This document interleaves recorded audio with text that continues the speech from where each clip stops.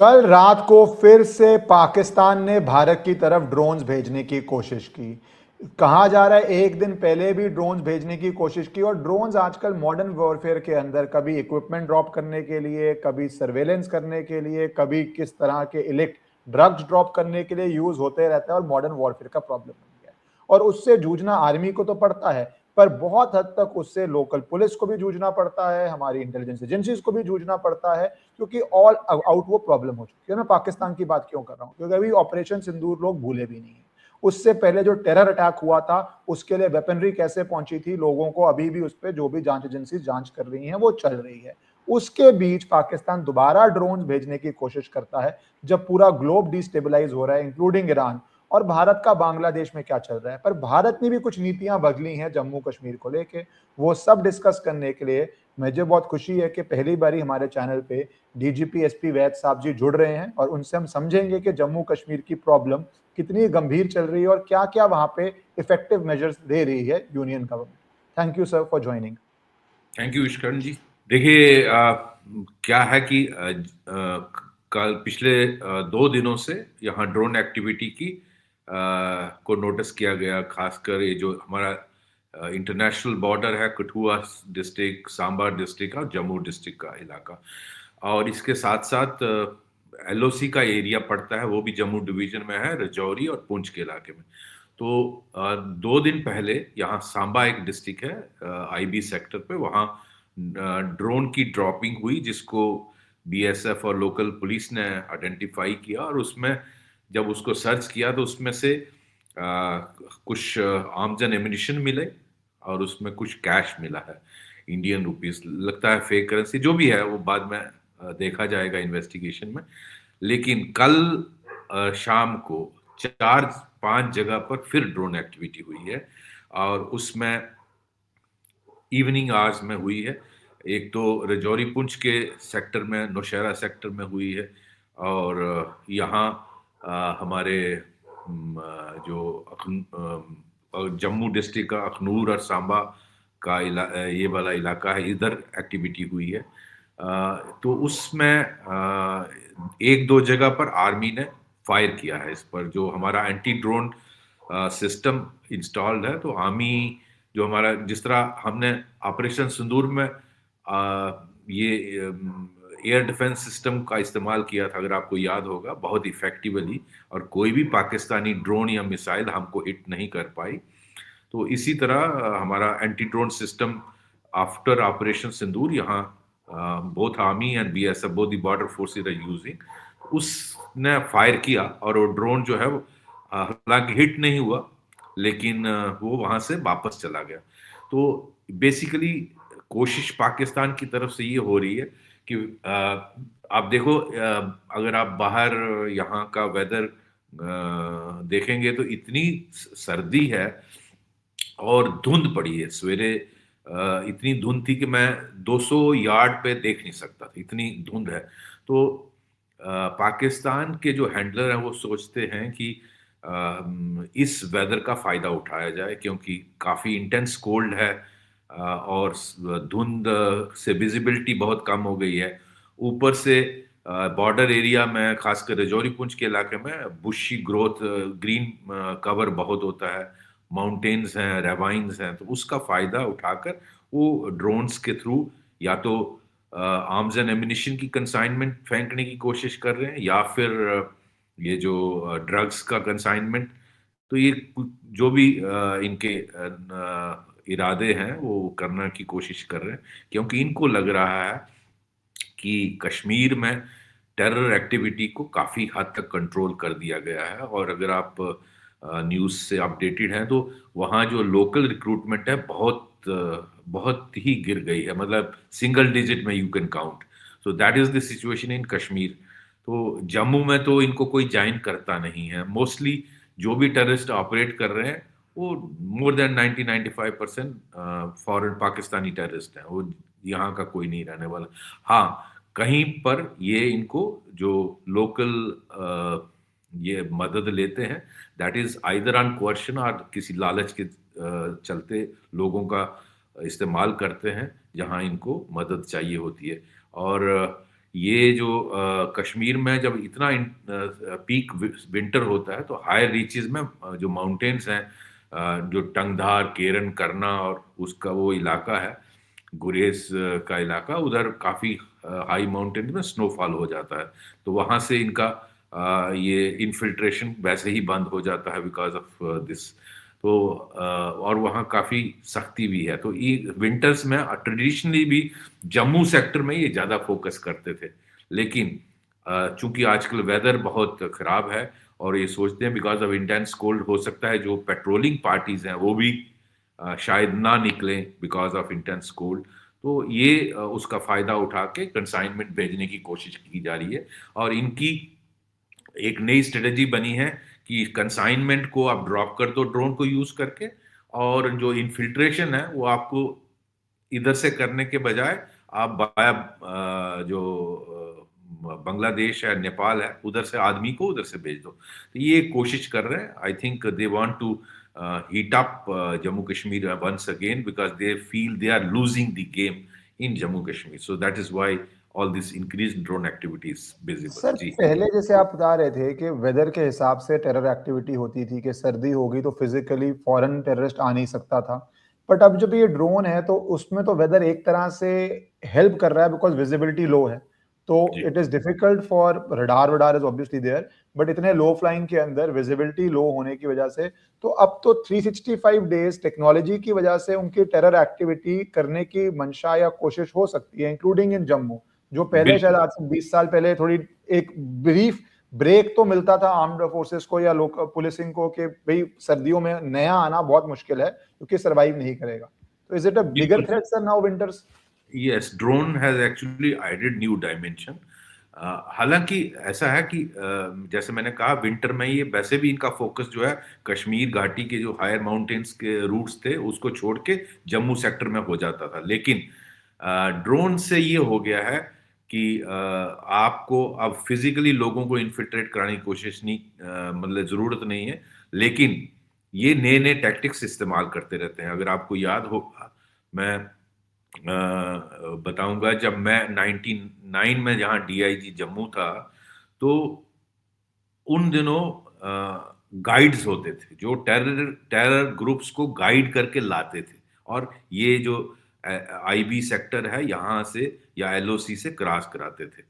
और विंटर में ज्यादा इन्फिल्ट्रेशन होती थी जम्मू सेक्टर में क्योंकि कश्मीर में बर्फबारी और कुछ जगहों पे तो 10-15 फुट भी बर्फ गिर जाती है, तो फिजिकली क्रॉस करना मुश्किल हो जाता है। लेकिन जब हमने फेंसिंग के लिए, जब वाजपेयी जी की सरकार थी 2002 में, उसी पीरियड में 2000-2002 के टाइम का मुझे याद आता है, तो हमने कहा जिस तरह पंजाब में आपने फेंसिंग की इस तरह की फेंसिंग जम्मू कश्मीर में करिए। अल्टीमेटली सेंट्रल गवर्नमेंट ने उसका प्रोजेक्ट दिया आर्मी और बीएसएफ को, और वो फेंसिंग का काम वाजपेयी जी के टाइम पे शुरू हुआ। उसके बाद इन्फिल्ट्रेशन जो है काफी हद तक कंट्रोल हुई। लेकिन इन्होंने जब फेंस हुआ तो फेंसिंग बनने से पहले जहां in at any given time 2000 to 2500 terrorist operate करते थे at any given time. I am talking of 2001 2002। लेकिन जब फेंस बन गया तो वो नंबर जो है 10% रह गया, मतलब 200 टू 250 रह गया। कहाँ 2500, कहाँ 200-250। तो उसका फेंस का फायदा बहुत हुआ। लेकिन पाकिस्तान एवरी टाइम, अब रोग स्टेट के अगर आपकी नेबर हो तो वो नए नए तरीके निकालेगा। आपका पड़ोसी आपको मारना चाहता है, आपको जैसे उनकी पॉलिसी है ब्लीड इंडिया बाय 1000 काट, गजबा हिंद करने की, तो वो अगर आप एक दीवार बड़ी और करेंगे तो वो एक जगह से खोदेगा, अगर आप उसको बंद करेंगे दूसरी जगह से खोदेगा। इसी तरह पाकिस्तान जो है, उन्होंने जब फेंस बन गया तो फेंस को उन्होंने जब हमने इलेक्ट्रीफाई किया फेंस, पहले फेंस काटने लगे तो काट के अंदर आने लगे। जब हमने इलेक्ट्रीफाई करवाया फेंस को तो उन्होंने प्लास्टिक स्टेयर्स यूज करना शुरू किया।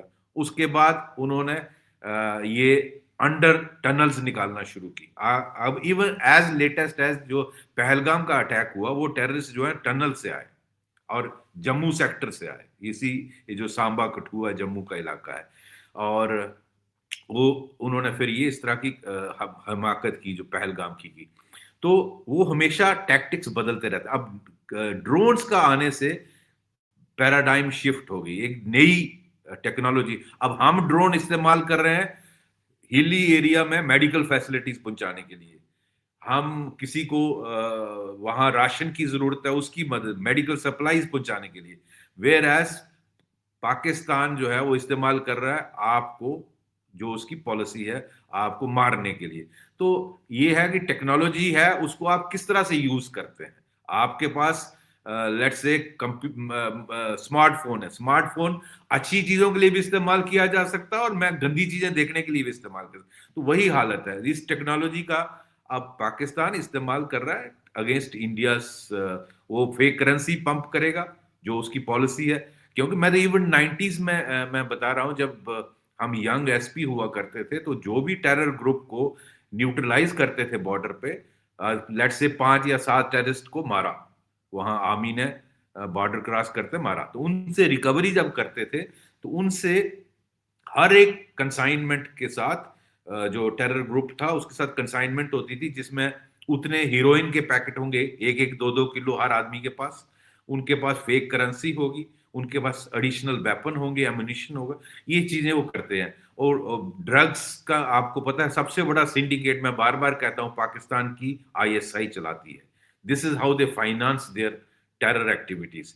और वो जो इसके साथ साथ वो आपकी नस पूरी यूथ को बर्बाद करना चाहते हैं। आपने देखा पंजाब में, उड़ता पंजाब फिल्म अगर आपने देखी हो, क्या हालत पंजाब की हो गई, वही हालत जम्मू कश्मीर की आहिस्ता आहिस्ता हो रही है। बहुत लोग, लड़कों को इन्होंने ड्रग की आदत डाल दी, जहां बिल्कुल ड्रग कंजम्पशन नहीं होती थी। हालांकि ये इंटरनेशनल मार्केट के लिए ये जाता है, उसी से कमाई मेन होती है।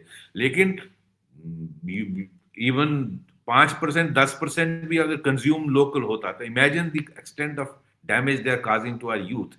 और जो ड्रग एडिक्ट बन गया, उससे जो मर्जी काम करवा ले। तो ये तो उसी तरह है ना, जॉम्बी बनाना, रेडिकलाइज करके, उसी तरह ड्रग एडिक्ट्स को बना। जी सर आपने यूथ का बताया, तो अभी एक खबर आई कि एक 15 साल के लड़के को, आई थिंक पंजाब में या जम्मू में, हाँ, पकड़ा गया क्योंकि उसके मोबाइल फोन के अंदर वो टेरर एलिमेंट से बातें कर रहा था। तो 1 साल से पुलिस कह रही है बात कर रहा था। तो 14 साल की उम्र में अगर आपने उसको अपने साथ जोड़ लिया, फिर आपने, आप जो पैकेज बता रहे हैं, पैकेज डील के अंदर फेक करेंसी, ड्रग्स, वेपन तो खैर लेके आएंगे, टेररिस्ट हैं, तो वो सर 14-14 साल के बच्चों को टारगेट कर रहे हैं उसके अंदर। तो that requires a lot of effort from the parents also. Police क्या कर लेगी, 13-14 साल के बच्चे पे शक भी नहीं करेगी नॉर्मली। एब्सोल्युटली। इनफैक्ट वो पठानकोट में पकड़ा गया था, और वो पठानकोट में। लड़का यहीं का रहने वाला था। इनफैक्ट जम्मू के सांबा डिस्ट्रिक्ट का रहने वाला था, या सांबा या कठुआ का रहने वाला था। And look at young age, he is being radicalised, he is being used. और ये आज मैं कहता हूं कि सबसे बड़ा थ्रेट जो है वो इंडिया को, देखो, जो यहाँ टेररिज्म की लड़ाई है, भारत बहुत अच्छे तरीके से लड़ रहा है, और हमारा अपर हैंड है इस वक्त as far as fight against terrorism.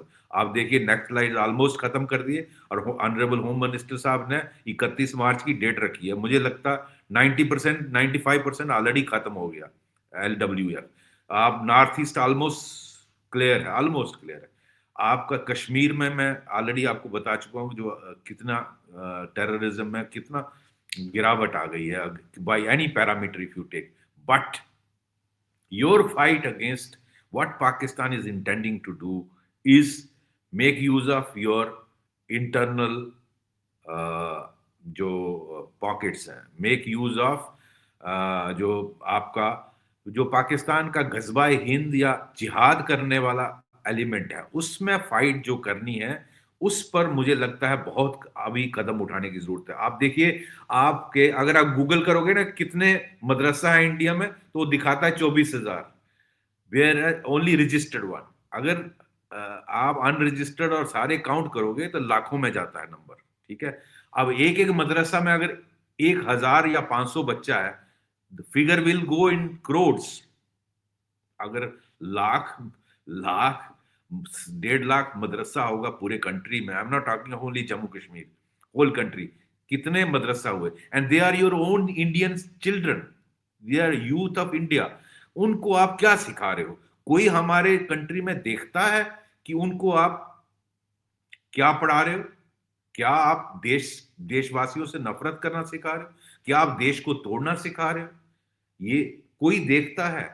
और जैसे बहुत सारे कंट्रीज में जो रिलीजियस लीडर्स होते हैं वो गवर्नमेंट से कोऑपरेट करते हैं, and for example Singapore, Dubai, your UAE और सऊदी अरबिया, इंडोनेशिया, वहाँ जो वहाँ के रिलीजियस लीडर्स हैं वो गवर्नमेंट के साथ मिलके ये सारी चीजें देखते हैं। इंडिया में तो गवर्नमेंट से कोऑपरेट करने की तो बात ही छड़ी है। तो कोई देख रहा है कि इनको पढ़ाया, ठीक है दीनी पढ़ाई करवाइए, बट उसके साथ क्या आप इन बच्चों में नफरत भर रहे हो देशवासियों के लिए? तो एक तो ये बड़ा सेक्टर है, और ये पाकिस्तान की कमजोरी नहीं है, हमारी कमजोरी है। दूसरा, जो पाकिस्तान और आईसिस और अलकायदा, ये जो ट्रांसनेशनल जिहादी ग्रुप्स हैं, लश्कर, जैश, अलकायदा, आईसिस, आईएसआई के साथ मिलके ये भारत में जो ऑनलाइन, आपने अभी हाल में डॉक्टरों का मॉड्यूल देखा, जो जेएनके पुलिस ने वर्स्ट किया, आपने देखा दिल्ली में जो ब्लास्ट किया लाल किले के सामने, वो डॉक्टरों का मॉड्यूल जो था, अब they are highly qualified, they are not मदरसा चिल्ड्रन, उनको ऑनलाइन रेडिकलाइज किया जाता है। और ऑनलाइन रेडिकलाइजेशन इतनी हो रही है भारत में, जो मिनी एरियाज हैं जहां यहाँ ये सारा ये जो ग्रुप्स हैं वो रहते हैं, तो उन एरियाज में इन लोगों को ऑनलाइन, और बहुत सारी एनक्रिप्टेड चैनल्स हैं जिसमें ऐसा ऐसा मटेरियल है, बम कैसे बनाना, आईडी कैसे बनानी है, उसका इस्तेमाल करते हैं ये। और भारत के खिलाफ इतना जहर भरा जाता है।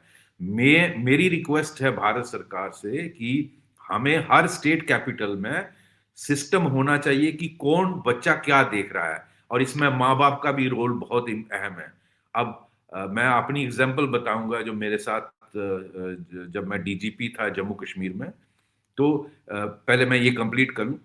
अगर आप हर कैपिटल में, हर स्टेट कैपिटल में ऐसा सिस्टम रखें कि कौन क्या एक्सेस कर रहा है सोशल मीडिया में, और अगर आप कर सकते हैं तो इवन डिस्ट्रिक्ट लेवल पे ये 5 7 10 यंग टेक्निकली ट्रेंड लड़कों की टीम होनी चाहिए जो हर एक को मॉनिटर करे, और ये इन सब पर सर्वेलेंस रहनी चाहिए। ये नॉट उनकी प्राइवेसी को मैं नहीं कह रहा उससे कोई मतलब है, लेकिन government must monitor who is accessing what.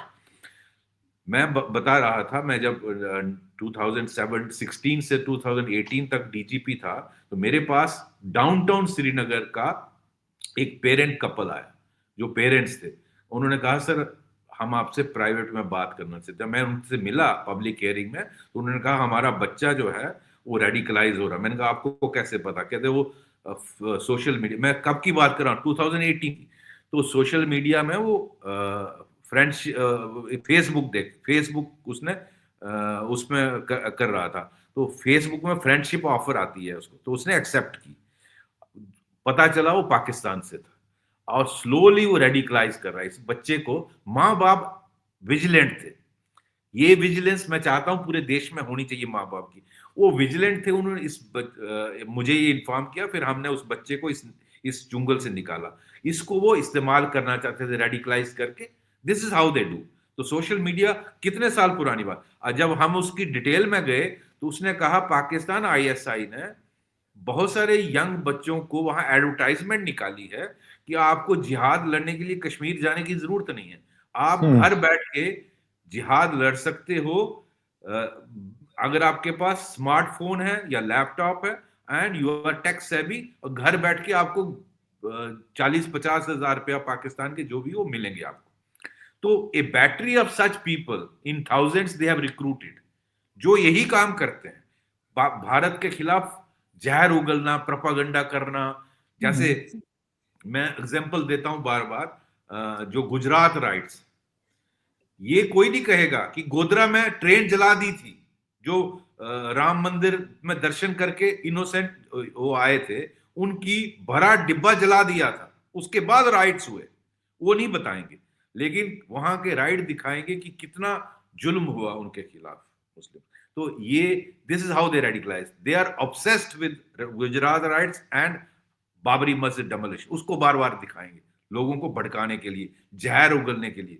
तो this is how Pakistan is using जिहाद पॉलिसी, जिसको फाइट करना बहुत जरूरी है भारत स्टेट को। जी। सर आपने बहुत इंटरेस्टिंग बात बोली कि पेरेंट्स को सुपरविजन की जरूरत है, जैसे अभी जो 14-15 साल का लड़का पकड़ा गया या श्रीनगर का एग्जांपल दिया। पर सर आपने दूसरी बात बोली कि जैसे दुबई है, यूएई है, कि वहां पे मदरसास के अंदर वो कॉपरेट करते हैं। पर सर अभी यूएई ने कहा कि यूके जो बच्चे पढ़ने जा रहे हैं उनके लिए वो हाँ, फाइनेंशियल असिस्टेंस नहीं देंगे। तो नहीं, वो ये एक मुस्लिम देश, इस्लामिक देश कह रहा है कि यूके जाके यूनिवर्सिटी में पढ़ने से हमारे बच्चे ज्यादा रेडिकलाइज हो रहे हैं। तो वो स्टेट की भी रिस्पॉन्सिबिलिटी है। वेयरएस क्या Bharat is doing enough on universities inside India, या डॉक्टर्स जो जाके बांग्लादेश पढ़ रहे हैं या जाके टर्की पढ़ रहे हैं या जो एजुकेशन के लिए बाहर जा रहे हैं, अगर यूएई इस्लामिक नेशन होके भी इतना कॉन्शियस है और so called UK first world western country पे यस। पाबंदी लगा रहा है, हम बांग्लादेश टर्की पे क्या सो रहे थे sir? Is that Ishkaran not a ये क्वेश्चन टू द ये इंडियन स्टेट?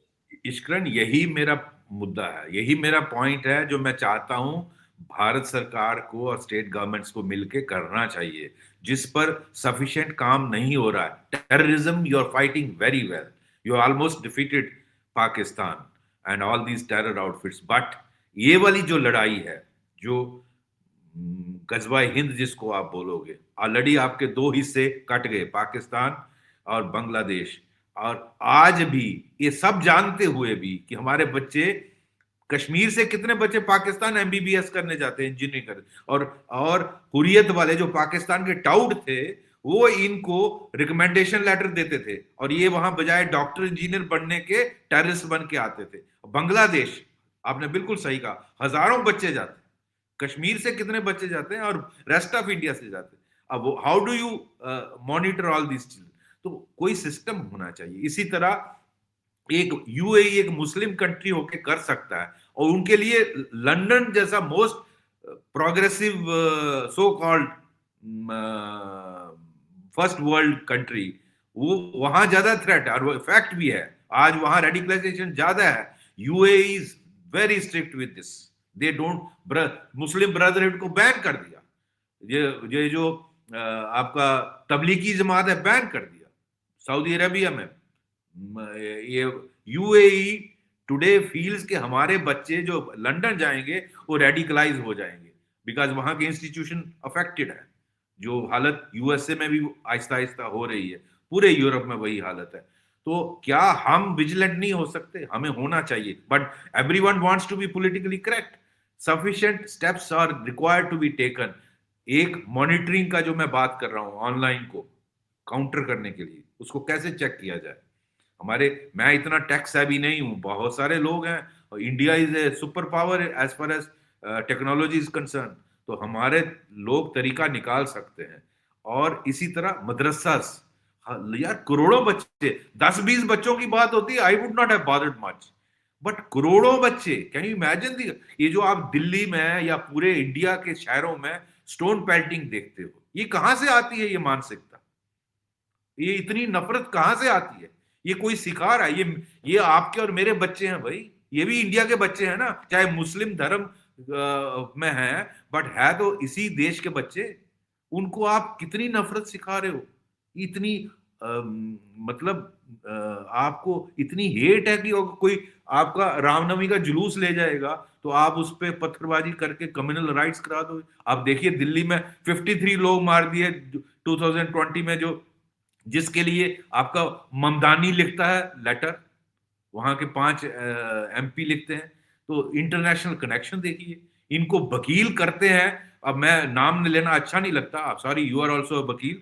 अब उनके, आप जानते हो मैं किन की बात कर रहा हूं, उन जिनकी फीस 20-25 लाख रुपया एक हेयरिंग है। आई कैन नॉट अफोर्ड इस, ये जो स्टूडेंट है, अब इसका क्या बोलूं, ये जो जिसने दिल्ली राइट्स करवाए, शर्जील इमाम सर, उमर खालिद, हाँ। उमर खालिद, इनके लिए वो बैटरी ऑफ लायर्स खड़े हो, उनका पैसा कौन देता है? कहां से आता है वो पैसा? ये सारा मॉनिटर करने की, हालांकि भारत सरकार ने बहुत अच्छे कदम उठाए, मैं लिस्ट करता हूं इस चीज को फाइट करने के लिए, इस्लामिक टेररिज्म को। जैसे जितनी एनजीओज थी, आजकल उनका रजिस्ट्रेशन, उनका मॉनिटरिंग बहुत इफेक्टिव। ये अमित शाह साहब ने वो जो लाया था, Modi ji FCRA sir, FCRA bill, FCRA हाँ, बिल। मोदी जी की सरकार बहुत अच्छे कदम उठा रही है। इसी तरह जो होम मिनिस्टर साहब ने 3 जो क्रिमिनल लॉस में अमेंडमेंट लाई, आप जानते हो, यू आर ए लॉयर, बहुत बहुत बढ़िया। बट आई थिंक ये वाले एस्पेक्ट्स भी देने, जैसे पीएफआई पर बैन लाया, ठीक है, उसमें एक कॉम्प्लिकेशन ये है कि आपने बैन लाया, उन्हें दूसरे नाम से वो, they are still working in Kerala, they are still working in other other parts of sir the तभी कंट्री। वो इंडिविजुअल्स के ऊपर लगाने का जो चेंज कर रहे हैं कि इंडिविजुअल्स पे लगाया जाए, क्योंकि वो सारा सिम्मी से इधर जाते हैं, इधर से उधर जाते हैं, वो तो सिर्फ आप नाम चेंज, कपड़े चेंज नाम कर चेंज रहे तो, हो तो वही हो। नहीं, और उनका उनका पॉलिटिकल फ्रंट भी है ना, हम्म, एसडीपीआई, तो there all, SDPI is doing all what PFI was doing. In fact that is a bigger threat. वो जो आपको अगर याद होगा, जो पटना में उनका डॉक्यूमेंट मिला था, जो हम्म, उनका 2047 का प्राइम मिनिस्टर मोदी जी का प्लान है इंडिया को वो बनाना, क्या बोलते हैं, विकसित भारत। विकसित भारत, और वो बनाना चाहते हैं इस्लामिक देश। तो ये एक बहुत बड़ा थ्रेट है, and it's funded by foreign terror outfits, funded by international forces जो भारत को रेडिकलाइज करना चाहती हैं। तो उस बहुत सारे अच्छे कदम उठाए हैं, मैं नहीं कहता, भारत सरकार has done tremendous work, but still we need to do lot more to make India safe. Yes. Sir जो ये आपने बात की, क्योंकि मुझे बहुत इंटरेस्टिंग लगा जो आपने डाटा पॉइंट दिया कि फेंसिंग होते ही ऑलमोस्ट 10% रह गया, 2,500 से 250। बांग्लादेश बॉर्डर पे अभी भी फेंसिंग नहीं हो पाई, कुछ एरिया का डिस्प्यूट है, लैंड का डिस्प्यूट है, कोर्ट में बात गई, होम मिनिस्टर ने स्टेटमेंट भी दी, जमीन नहीं आई। तो सर, और दूसरा फेंसिंग करते ही they try to find a solution, चोर को चोरी करनी है, टेररिस्ट को टेरर करना है, फिर state comes up with a better solution. तो सर कितना इंपॉर्टेंट हो गया है कि हम बांग्लादेश बॉर्डर को फेंस करें, क्योंकि ये जो बांग्लादेश से थ्रेट पिछले 2-3-4 साल में बहुत बढ़ गया है, उसके इम्पैक्ट जम्मू कश्मीर तक भी पहुंच रहे हैं, और कितना सीरियस है। और उसके लिए बॉर्डर एरिया में sir what are the solutions जो जम्मू कश्मीर एक्सपीरियंस से बांग्लादेश जाने चाहिए, या वहां के सिटीजन्स के पास जाने चाहिए, जैसे आपने बताया कि यहाँ पे पेरेंट्स ने मॉनिटर किया श्रीनगर में, तो ये could save their child, I hope. तो वो क्या एक्सपीरियंस सेम, क्योंकि अब बांग्लादेश का माइंडसेट पाकिस्तान वाला हो गया है, तो वहां पे क्या एक्सपीरियंस सर ये सेम है? ईश्वरन जी, ऐसा है कि बांग्लादेश जिस तरह से जा रहा है now, it has almost become east Pakistan. आप जानते हैं, मैं उसमें डिटेल में नहीं जाऊंगा, खासकर जब से मोहम्मद यूनुस आए हैं, तो थिंग्स हैव एस्केलेटेड, और बहुत सीरियसली, जिस तरह वहाँ का पाकिस्तान का जनरल मिर्जा वहाँ गया था, जहाँ आईएसआई के सीनियर लोग गए, और उन्होंने हमारा जो बंगला बॉर्डर है उधर विजिट किया, और मुझे लगता है उनकी कोशिश है दोबारा वहाँ टेरर ग्रुप्स को स्टैब्लिश करना और इन्फिल्ट्रेशन वहाँ से करानी, और बांग्लादेशी लड़कों को इस सिस्टम, और वहाँ ऑलरेडी जिस तरह से जमात और वो जो सारे इकोसिस्टम बन रहा है, वो आपके लिए बहुत बड़ा थ्रेट, अगर आपको याद होगा, थ्रेट बनने वाला है, not only to Jammu Kashmir but all surrounding states north east. उनकी ऑलरेडी इंटेंशन पता है आपको, जब मोहम्मद यूनस बोलता है कि नॉर्थ ईस्ट को काट देंगे, और उससे 5 साल पहले 2020 में आपका वो जो सो कॉल्ड स्टूडेंट लीडर, जिसने सबसे पहले बयान दिया कि शर्जील अगर, इमाम के 5 लाख हाँ, लोग, शर्जील हाँ, इमाम 5 लाख लोग इकट्ठा हो जाएं सर्जिल तो नॉर्थ इमाम, ईस्ट तो को सेपरेट कर देंगे। ये सबसे पहले उसने बोला, फिर वही चीज बोलता है मोहम्मद यूनस। तो आप इमेजिन करें कितना बड़ा थ्रेट नॉर्थ ईस्ट को बनेगा। बंगाल को, वेस्ट बंगाल को ऑलरेडी इतना बहुत हालत खराब है बंगाल की, और उसके साथ साथ जो नेबरिंग स्टेट है, बिहार, झारखंड, ये जो इसके और जो आसपास उड़ीसा, ये जो पास की स्टेट्स हैं, इन पर, और it can ultimately, once you are in India, terror can travel anywhere, terrorist. तो ये भारत के लिए बहुत बड़ा चैलेंज बनने वाला, और मुझे लगता है जिस तरह से भी हो सके इसको फेंसिंग करना बहुत जरूरी है। You must actually learn from the experience of Jammu and Kashmir. Jammu Kashmir हालांकि ज्यादा डिफिकल्ट है, इतने माउंटेन, इतनी थिक फॉरेस्ट, बर्फ गिरती है 15-15 फुट कुछ इलाकों में, तो फेंस भी टूट जाता था, जिसके टूटने के बाद टेरिस वहां से क्रॉस करते थे, क्योंकि अवलांच आता था जब धूप निकलती थी। तो वो वाली प्रॉब्लम नहीं है वहां, दूसरी टाइप की प्रॉब्लम, वहां वाटर बॉडीज वाटर हैं, प्रॉब्लम है, रिवराइंस हैं बहुत से, हाँ, रिवराइन वाटर। एरिया है, तो उसका सोल्यूशन, आई एम श्योर, जहां आप विल हो सोल्यूशन निकलती है। तो उसको कैसे फेंस करना, we have sufficient technical people और जो उसका हल निकाल सकते हैं। लेकिन मुझे लगता है भारत सरकार को उसमें ममता बनर्जी कहा जाता है कि वो उसमें रेसिस्ट करती हैं, लैंड नहीं दी, जो मैंने ऑनरेबल होम मिनिस्टर साहब का हम्म, स्टेटमेंट पार्लियामेंट में सुना। लेकिन जहां कंट्री की विल आएगी, वहां पॉलिटिकल नहीं देखना है, उसको बैठ के Mamata Banerjee, how can she refuse on national security? She must be made to sit, इकट्ठे बैठ के, अल्टीमेटली बंगाल भी इफेक्ट होगा, तो बैठ के उसका हल निकालना चाहिए, और जितना जल्दी हो सके। बहुत सारी फेंसिंग होम मिनिस्टर साहब ने करवाई है, बीएसएफ ने की है, लेकिन जो एरिया रह गया, I am told few kilometres, कोई कोई रफली 50 या 100 किलोमीटर कितना हम्म। एरिया रह गया, मुझे एग्जैक्ट फिगर नहीं पता पर सर उसको। Chain is as weak as its weakest link, अगर कहीं पे भी गैप है तो फिर वो एक है, सीरियस उसका इशू फायदा है। उठाएगा एनिमी। यस। सर एक जम्मू कश्मीर में जो ये वुमेन डिफेंस गार्ड किया गया है, ये क्या सीरियस अटेम्प्ट है? क्या स्ट्रैटेजी है इसके पीछे, या इट इज कॉस्मेटिक और just a signalling? What is this thing, क्योंकि ये चर्चा में बहुत है, but is it a serious step और is it more a cosmetic thing, confidence building measure? Eshwaran ji, मैं आपको बताना चाहता हूँ, देखिए ये हाईलाइट हुआ अभी, वो पहले मैं उसका बता देता हूँ, फिर मैं आपको बताऊंगा कि village defence guard actually start कैसे हुए। क्योंकि इंसिडेंटली भगवान किसी को यूज करते हैं, स्टार्ट मेरे हाथ से हुआ। ओ तो सर, देन तो शुरुआत, it's a best question, I didn't know that. Good. तो क्या हुआ कि ये जो आपने देखा, डोडा डिस्ट्रिक्ट में गंडो एक तहसील है, वहां उसका एरिया जो है हिमाचल से मिलता है, वो जो बहुत ऊंचे पहाड़ है वो, और हिमाचल से वो मिलता है। तो कुछ टाइम पहले हिमाचल के बॉर्डर एरिया में टेररिस्ट की मूवमेंट देखी गई। तो जो हमारे सिक्योरिटी फोर्सेस है, आर्मी है, पुलिस, जेएन की पुलिस है, उन्होंने मिलकर वहाँ वीडीसी, जो वीडीजीज थी, विलेज डिफेंस गार्ड जो आजकल बोलते हैं, पहले उनको विलेज डिफेंस कमिटीज बोलते थे, उनको वहाँ उन्होंने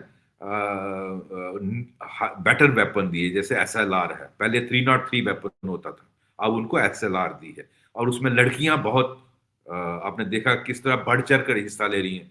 आई एम ग्लैड, जिस तरह ईरान में हम लड़कियों का मेन रोल देख रहे हो, ये उसी तरह का है। तो वो लड़कियां, पहले लड़कियां नहीं आती थी, जब ये शुरुआत हुई थी हमारे हाथ से, उस वक्त मैन ही थे ज्यादातर। तो ये उनको बेटर वेपन दे के उनको ट्रेनिंग टैक्टिक्स की, टेररिस्ट अगर अटैक होता है तो अपने आप को कैसे बचाना है, आपने किस तरह से वेपन हैंडलिंग करनी है, वेपन को साफ कैसे रखना है, वेपन को रेडी कैसे रखना है, ये उसकी सफाई होती है, ये सारी ट्रेनिंग आर्मी पुलिस मिलकर दे रही है। तो किस तरह से आपने नियरेस्ट पुलिस या आर्मी पोस्ट को इन्फॉर्म करना है, अपने आप को कैसे बचाना है, ये सारा टैक्टिक्स सिखाया जा रहा है। और ये हाईलाइट हुआ because it was properly covered.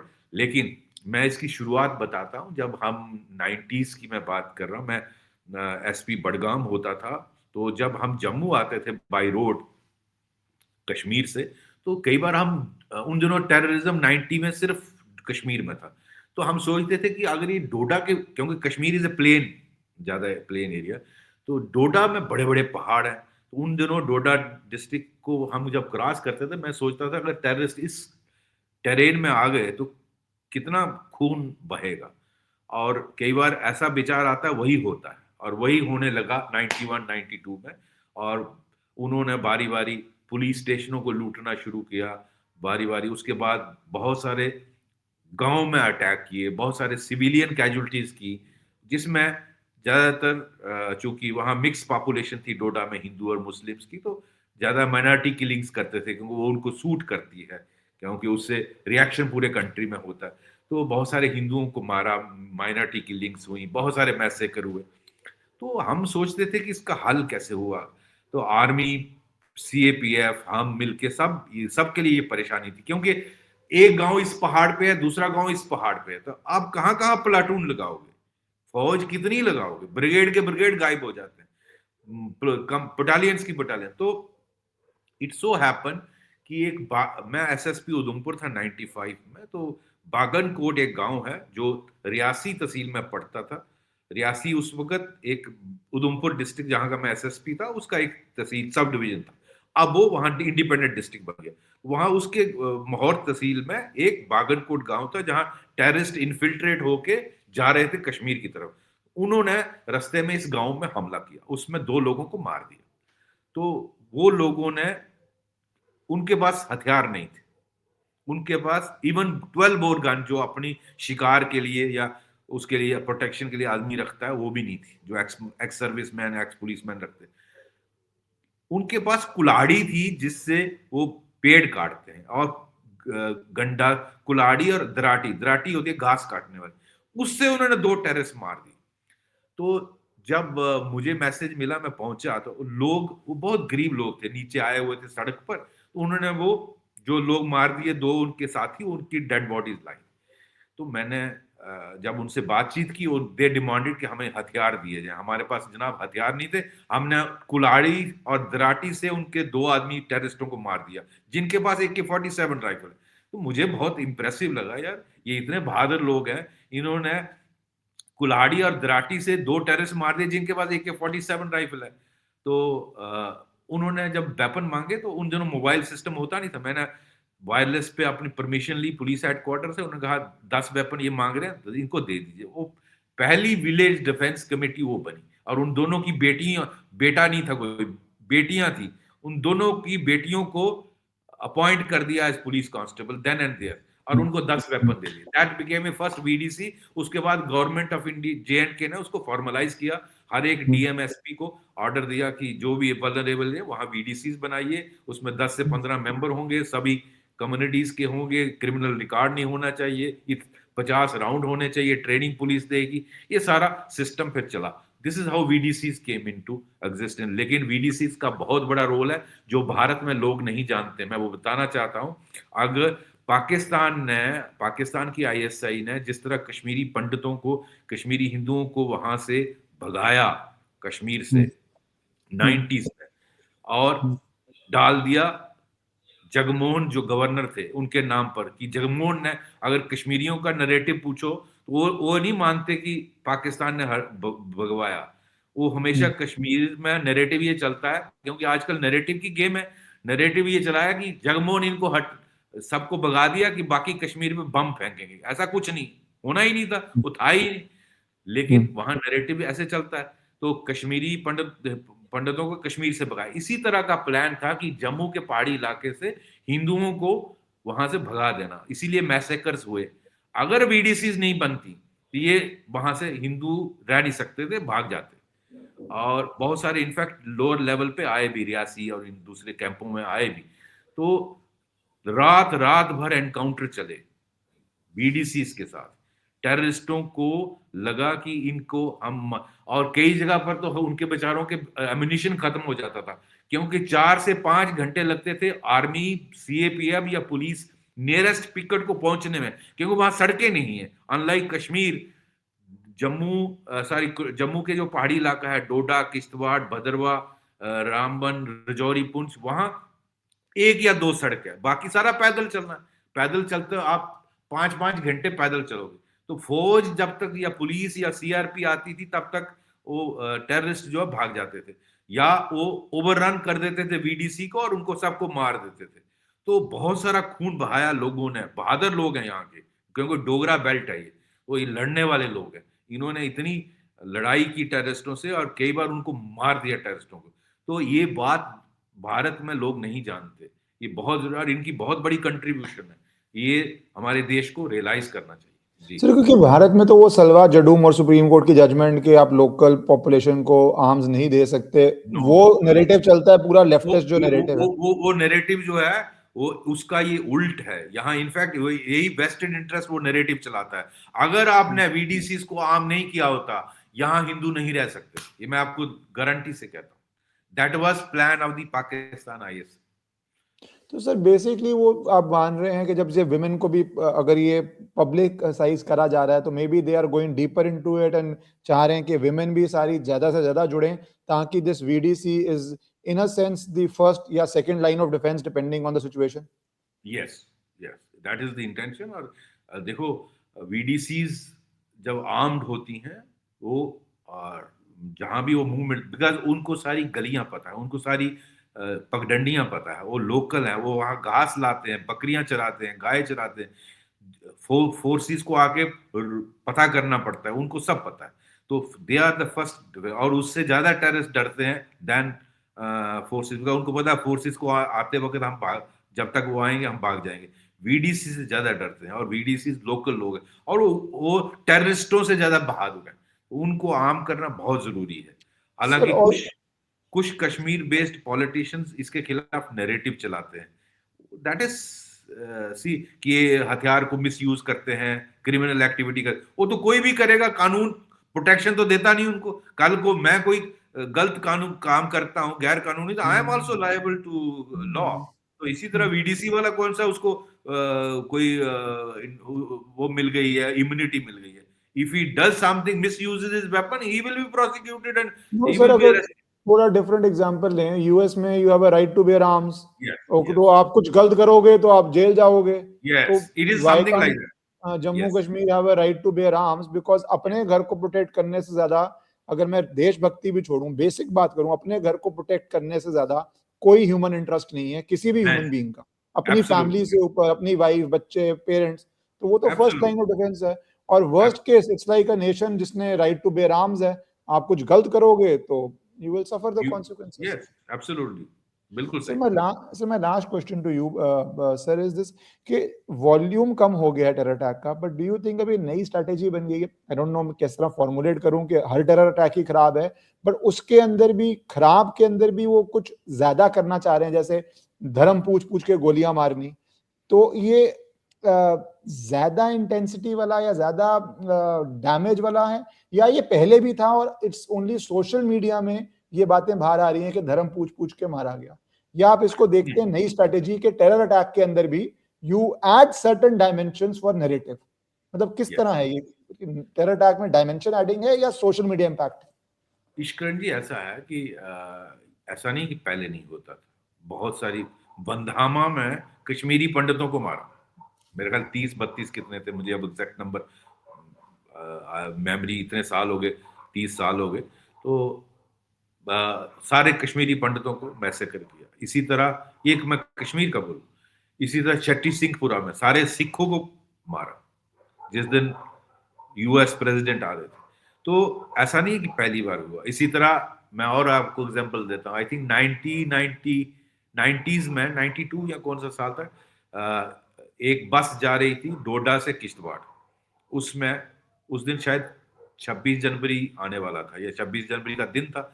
उनको उतारा, रोका, उसमें सबको नीचे उतारा और उनको सेग्रीगेट किया, हिंदू कौन है और नॉन हिंदू कौन है। तो हिंदुओं को फिर सबको मारा। तो ऐसा नहीं है कि पहले नहीं हुआ है, ये पहले भी हुआ। Public memory is very short, but since we are working here we know it. तो ये पहले भी करते थे, हाँ। इसको यूज करने का तरीका बदल, अब सोशल मीडिया है, अब इंटरनेशनल न्यूज, उस वक्त शायद इंटरनेशनल मीडिया इसको रिकग्नाइज भी नहीं करता था। अब पूरी दुनिया में फैल जाता है, सोशल या मीडिया सर भी है। भारत सरकार ने रिस्पॉन्ड, जैसे ऑपरेशन सिंदूर की तरह जो रिस्पॉन्ड किया, तो मे बी उससे भी उस आया कि उस समय उस तो कोई वक्त था ही रिस्पॉन्ड। नहीं ना कोई भी, no response at all. 90s में तो इतने बड़े मैसेकर हो गए, कभी इंडिया सोचता भी नहीं था। ये जो आज की सरकार करती है ना ऑपरेशन सिंदूर, उससे ये हिल गए। इनके गढ़ में मारा जाके, इनके जो लश्कर का headquarter, they have never thought कि हमारे हेडक्वार्टर में आके इंडिया हिट करेगा। जो साला 100 किलोमीटर अंदर पाकिस्तान में तो जो इंडिया ने टेक्नोलॉजी यूज की है, ब्रह्मोस, और वो इनकी मैया मर गई। तो वो कुछ भी कहो, आज वही आजर मसूद रोता हुआ देखा आपने?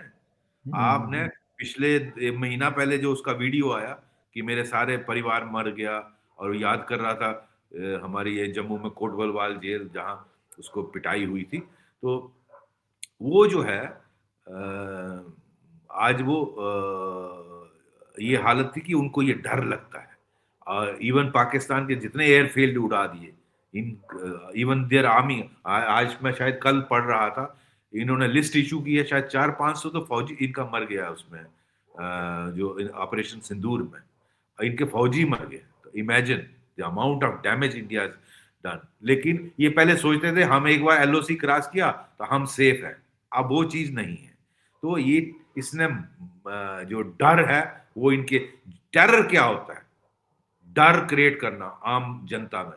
अब वो टेरर टेररिस्टों में और इनके स्पॉन्सर के, जो इनकी पाकिस्तान आर्मी और आईएसआई है, उनके अंदर भर दिया।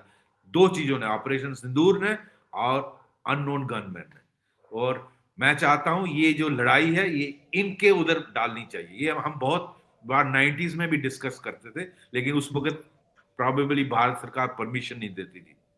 आज ये जो लड़ाई है, इनके प्लेग्राउंड, इनका एरिया होना चाहिए पाकिस्तान, जहां फौजी जनरल बैठ के पहले विस्की पीता था, आज उसको गार्ड लगानी पड़ेगी। इनके जितने कैंप हैं उनको गार्ड करना पड़ेगा, आधी फौज उसी में लग जाए। तो हमें लड़ाई उनके कैंप में लेके जाना, ये बहुत बढ़िया स्ट्रेटेजी। जी sir, thank you sir for your time, और आपने जो ये पूरा टॉपिक कवर किया, thank you so much sir. Thank you, I enjoyed. Thank you, God bless you. Thank you sir, thank you sir.